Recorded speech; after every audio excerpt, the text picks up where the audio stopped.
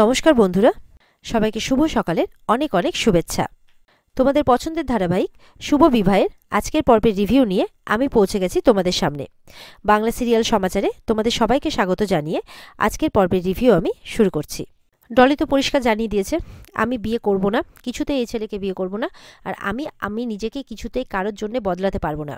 আমি যেরকম সেরকমই ভালো আছি, এইভাবেই যদি আমাকে কেউ মেনে নেয় তো ভালো, নাহলে আমি নিজেকে কারোর জন্য বদলাতে পারবো না। এই বলে কিন্তু একদম হাঁটতে হাঁটতে ভেতরে চলে যায়। সবাই তো অবাক হয়ে যায়, তেজ তখন পেছন পেছনে যায়। এদিকে তো সবাই বলাবলি করছে যে এ কেমন রে বাবা, মেয়ে চলে গেল। আবার কেউ কেউ বলছে যে এই বাড়ির বড় বই বোধহয় ওর মাথা খেয়েছে। আবার কেউ কেউ বলছে ডলি যেটা করেছে একদম ঠিক করেছে, ও কেন স্যাক্রিফাইস করবে কারোর জন্যে। মানে বিভিন্নজন বিভিন্ন রকম কথা বলছে। এদিকে ছেলের বাবা বলছে ঠাম্মিকে যে এসব কি হচ্ছে বলুন তো, এই অপমান কিন্তু আমরা সহ্য করব না। ওদিক থেকে ছেলে চলে আসছে সম্রাট, যে বাবা আমি কিন্তু ডলিকে ছাড়বো না, এত বড় সাহসও আমাকে অপমান করে। তখন ছেলেকে সাইডে নিয়ে গিয়ে বলছে চুপ করো, যাই হোক এত কিছু পাচ্ছ, টাকা পয়সা ফ্ল্যাট পাচ্ছ, এর জন্য এতটুকু অপমান মাথা পেতে নিতেই হবে। চুপ করে থাকো, আমি কথা বলছি, বিয়ে কিছুতেই ভাঙা যাবে না। তখন আবারও কারণবালা দেবীর কাছে গেছে, বলছে যে দেখুন আমরা কিন্তু এই অপমান কিছুতেই মেনে নেব না। তখন কারণবালা দেবী বলছে দাঁড়ান দাঁড়ান, বিয়ে হবেই, চিন্তা করবেন না আপনারা। তখন মেয়ের বাবাকে বলছে, মানে তেজের বাবাকে, যাও গিয়ে মেয়েকে নিয়ে এসো। তেজের বাবা যায় না, চুপ করে মাথা নিচু করে দাঁড়িয়ে থাকে। তারপরে তেজের মাকেও বলে, সেও যায় না। এদিকে দেখা যাচ্ছে তেজ ডলিকে নিয়ে চলে এসেছে। ডলি নিজের ওই লেহেঙ্গাটাকে চেঞ্জ করে এসেছে, দিয়ে একটা সুন্দর বেনারসি পরে এসেছে। লাল বেনারসিতে ডলিকে দেখতে খুব সুন্দর লাগছে। লাল বেনারসিতে খুব সুন্দর লাগছে দেখতে ডলিকে। এবার ডলি তো আবার চলে আসে তেজের সাথে। তখন সুধা মনে মনে বলছে যে ডলি কি করতে চাইছে। আর ওদিকে দেখা যাচ্ছে যে সমুদ্র আর ঝিনুক ওই মেয়েটির সাথে দেখা করেছে। ওই মেয়েটি বলছে যে হ্যাঁ, তার সাথে সম্রাটের 8 বছরের সম্পর্ক ছিল, সম্রাটই তাকে ছেড়ে দিয়েছে। আসলে সম্রাট মাঝে নেশাগ্রস্ত হয়ে গিয়েছিল, সে নাকি দুবার রিহাবেও গেছে। এসব শুনে তো ঝিনুকরা অবাক হয়ে যায়, বলে কি বলছো। বলে হ্যাঁ, ওর বাবা বলে যে ও নাকি বিদেশে গেছে, কিন্তু না, ওর বিরুদ্ধে অনেক কেস আছে, ও ওখানে গিয়ে মানে রিহাবেও ছিল। আর ওর এই কেসগুলোকে ওর বাবা টাকা পয়সা দিয়ে ধামাচাপা দিয়ে দেয়, সেই জন্য ওরা দেউলিয়া পর্যন্ত হয়ে যায়। তখন ঝিনুক বুঝতে পারে এই জন্যই ওরা এতটা টাকা পয়সার দাবি করছে। মেয়েটিকে বলছে তুমি এই কথাগুলো বলতে পারবে গিয়ে। বলে হ্যাঁ, আমি অবশ্যই বলতে পারবো, আমি মিথ্যে কথা তো বলছি না, কিন্তু আমার শুধু একটাই ভয়, ওদের তো অনেক ক্ষমতা, যদি আমার কোনো ক্ষতি করে দেয়। তখন ঝিনুক বলছে আমি তোমার সাথে আছি, তুমি এভাবে ভয় পেয়ে থেকো না, এভাবে ভয় পেয়ে থাকলে শত্রুপক্ষ আরও পার পেয়ে যাবে। আমরা মেয়েরা এতটাও দুর্বল নয়, আমাদেরকে লড়াই করতেই হবে, সত্যের মুখোমুখি যেতেই হবে, তোমার সাথে আমি আছি, তোমার কোনো চিন্তা নেই। ঝিনুক বলছে মেয়েটিকে। মেয়েটি তো যাওয়ার জন্য রাজি হয়ে যায়। এরপর ডলি মণ্ডপে এসে বলছে আমি যেমন সেভাবেই আমাকে যদি কেউ মেনে নেয় তবে আমি বিয়ে করব, জোর করে টাইট জামা কাপড় পরে আমি বিয়ে করতে পারবো না। তো এরপর তো সম্রাটের বাবা বলছে ও এই ব্যাপার, তো আগে বললেই তো পারতে, ঠিক আছে তোমাকে এই সাজেও তো বেশ লাগছে, তাই না সম্রাট। সম্রাট তো মুখ ঘুরিয়ে নিচ্ছে। এই বলে এসো এসো এবার মণ্ডপে বসো। বলে না, আমার আরও একটা শর্ত আছে। বলে কি শর্ত।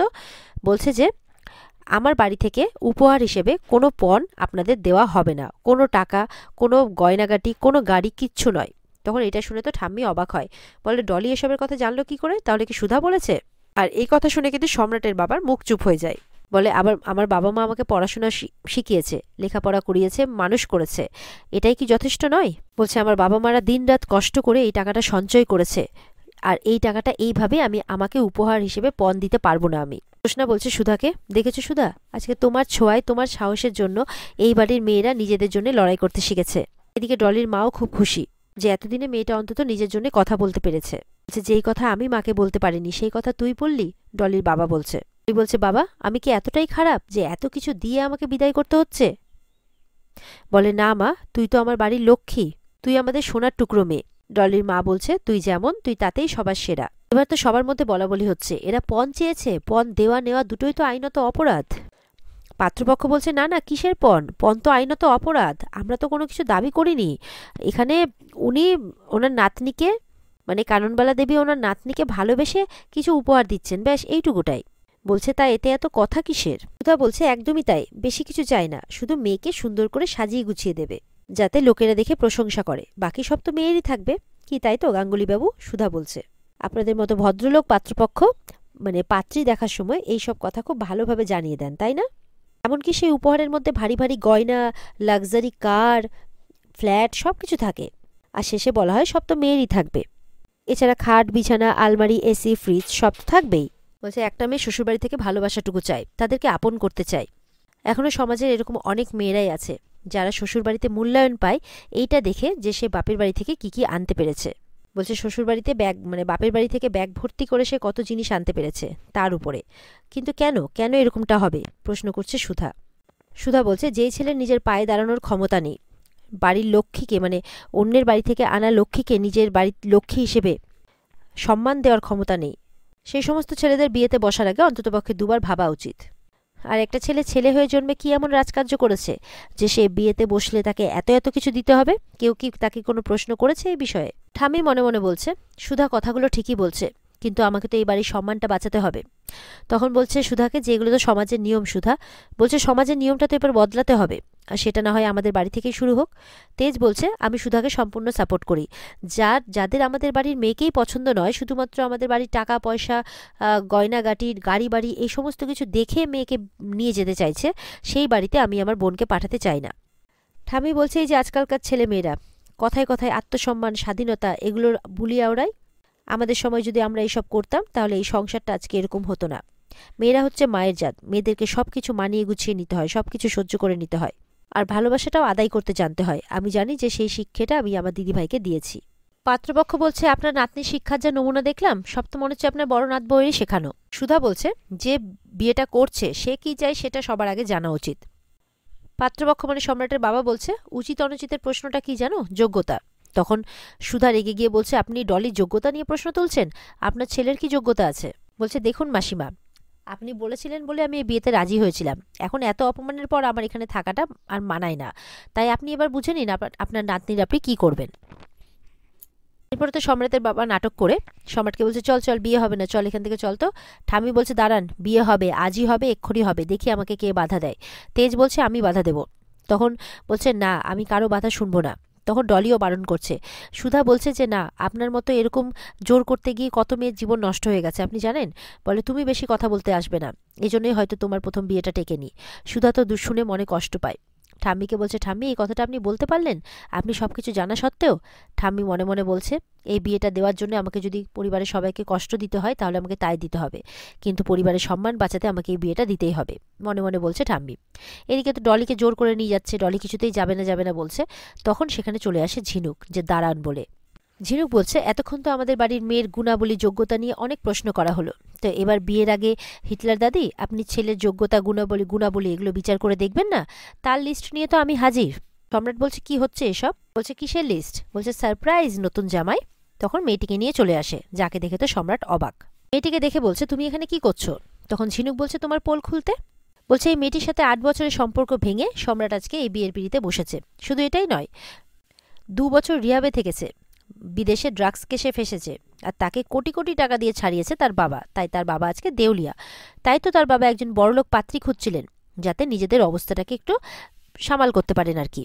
সুধা বলছে শুধু তাই নয়, কালকে রাত্রে যে অ্যাক্সিডেন্টটা হয়েছিল সম্রাটের গাড়িতে, সে এখন আইসিইউতে, খুব সিরিয়াস কন্ডিশন তার। আর তার দাদা এটা বলতে এটা স্বীকার করেছেন যে সম্রাটের বাবা টাকা দিয়ে তার মুখ বন্ধ করার চেষ্টা করেছিলেন। এই সমস্ত কথা শুনে কিন্তু বাড়ির সবাই অবাক। বলছে আমার ভাইয়ের অবস্থা ভালো না, সেই ছেলেটিকেও ডেকে আনা হয়। বলছে এই লোকটা পয়সা দিয়ে মুখ বন্ধ করার চেষ্টা করেছে, আর এই সম্রাট বলে ছেলেটাও অ্যাক্সিডেন্ট করিয়েছে। তখন সুধা বলছে ঠাম্মিকে যে আপনি এখনো এই ছেলের সাথে আপনার মেয়ের বিয়ে দেবেন, আপনার নাতনির? সুধার বাড়ির লোক সুধার জেঠিমা অদিতি এরা কিন্তু ঠাম্মির উপরে হাসছে, বলছে যে খুব দেমাগ না, আজকে দেমাগ কোথায় গেল, ওই জন্য হাসাহাসি করছে আর কি। তখন ডলির বাবা বলছে শুধুমাত্র সমাজের কথা ভেবে আর সমাজের সম্মান বাঁচাতে আমি আমার মেয়েকে জলাঞ্জলি দিতে দেব না, আমাকে ক্ষমা করো মা। সুধা একদম ঠিক কথা বলেছে, যে আমার মেয়েকে সম্মান দিয়ে, আদর দিয়ে, ভালোবাসা দিয়ে মেনে নেবে, আমি তাকেই আমার মেয়েকে তুলে দেব। তাই আমার মেয়ে লগ্নভ্রষ্ট হবে জেনেও আমি তোমার কথা মানতে পারছি না।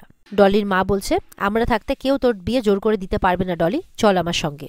পরিবারের সবাই এবার একসাথে হয়ে গেছে যে ঠাম্মি আমরা এই বিয়ে কিছুতেই মানব না, কিছুতেই না, সবাই মিলে বলছে। এরপরে তো সম্রাট ঠাম্মির সাথে কথা বলতে এসছে। ঠাম্মি এগুলো সব মিথ্যে কথা, একদম টাল খেতে খেতে।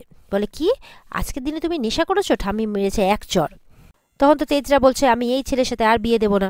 এরপর সম্রাটের বাবা বলছে তোমরা কি বিয়ে ভাঙবে? বিয়েটা আমরাই ভাঙছি, কতগুলো মিথ্যে কথা সাজিয়ে এনে আমাদের নামে বদনাম দেওয়া হচ্ছে। সুধা বলছে কোনটা সত্যি কোনটা মিথ্যে প্রমাণ হয়ে গেছে। বলে আমরা বিয়েটা ভেঙে দিচ্ছি, এবার কি করবেন? আপনার নাতনিকে কোথায় নিয়ে যাবেন? কে বিয়ে করবে আপনার লগ্নভ্রষ্ট নাতনিকে? এমনি তো রিজেক্টেড ছিল, কেউ বিয়ে করছিল না, এখন আরও করবে না। তখন ঠাম্মি এবার সুধার কাছে গিয়ে প্রশ্ন করছে, বলো সুধা, বিয়েটা তো ভাঙলে, এবার কি হবে বলো, ডলির কি হবে? মানে এত কিছুর পরেও বোধহয় ঠাম্মি বিয়ে দেওয়ার জন্য রেডি ছিল, শুধু তার সকল সম্মান বাঁচাতে। এখন উল্টে সুধার নাম করার পরিবর্তে সুধাকেই প্রশ্ন করছে যে তুমি যে বিয়েটা ভাঙলে, এবার আমার নাতনির কি হবে? সুধা বলছে, বিয়েটাই সবকিছু নয়, আমি তো আগেই বলেছিলাম ডলি খুব ছোট, ও পড়াশোনা করুক, নিজের পায়ে দাঁড়াক, তারপর ওর যাকে পছন্দ ও বিয়ে করবে। একটা ভুল বিয়ে হওয়ার থেকে তো লগ্নভ্রষ্টা হওয়া অনেক ভালো। আর ওদিকে অদিতি কিন্তু বলছে সুধার জেঠিমাকে, তুমি কি এই ব্যাপারটাকে একটা সুযোগের মতো দেখছো না? আমি যেটা দেখতে পাচ্ছি মনে হয় বিচ্ছুর কথা বলছে। এরপরে সম্রাটের বাবা সুধাকে অপমান করতে করতে এমন করছে তো তাকে কুলোটা পর্যন্ত বলছে। এবার তো মানে সুধার হাজবেন্ড তেজ নিজেকে আর আটকে রাখতে পারে না, একদম তেড়ে চলে গেছে তার দিকে চিৎকার করতে করতে, এত বড় সাহস, আপনি আমার স্ত্রী সম্পর্কে এত বাজে কথা বলছেন। তখন সুধা সামলাচ্ছে তেজকে, দাঁড়িয়ে যান, কিচ্ছু বলবেন না, আমাকে অপমান করেছো তো, আমি যোগ্য জবাব দিচ্ছি। তখন সুধা গিয়ে সেই গাঙ্গুলি বাবুর কলার ধরে জামা ছিঁড়ে দেয়, আর এটাতে ওনার মুখের উপর যোগ্য জবাব পড়ে। তখন সবাই বলছে যে এটা কি করলে? বলে, একদম ঠিক বলেছি, ভিখিরির মতো হাত পাততে এসেছিলেন না, এবার যান, ভিখিরির দশা নিয়ে বাড়ি যান, এটাতে এই ছেঁড়া পোশাকে আপনাকে ভালো মানাচ্ছে। আর তেজের মতো স্বামী যার পাশে আছে সে তার অন্যায়ের যোগ্য জবাব অবশ্যই দিতে পারে তার অপমানের। এরপরে সম্রাট তেড়ে এসছে সুধাকে মারার জন্যে, তখন আর সম্রাটকে ছাড়ে কে? তখন তেজ একদম একদম ধাপাধাপ তাকে মারছে আর চরের পর চর কষাচ্ছে যে তোর এত বড় সাহস, তুই আমার স্ত্রীকে মারতে আসিস। তখন সম্রাটকে মারতে মারতে তারও জামা ছিঁড়ে দেয়, বলে যা, তোরা এবার ভিখিরির মতো বাড়ি যা। আর এখানে আজকের পর্ব শেষ হয়ে যায়। তো বন্ধুরা, এই ছিল আজকের পর্বের রিভিউ। ভালো লেগে থাকলে পর্বকে লাইক আর কমেন্ট করে জানাতে ভুলবে না। আর পর্বের বিস্তারিত দেখতে অবশ্যই স্টার জলসার পর্দায় চোখ রাখবে। তাহলে দেখা হচ্ছে আগামীকালকে তোমাদের সাথে নতুন পর্বের রিভিউ নিয়ে। ততক্ষণ সবাই ভালো থাকবে। টাটা।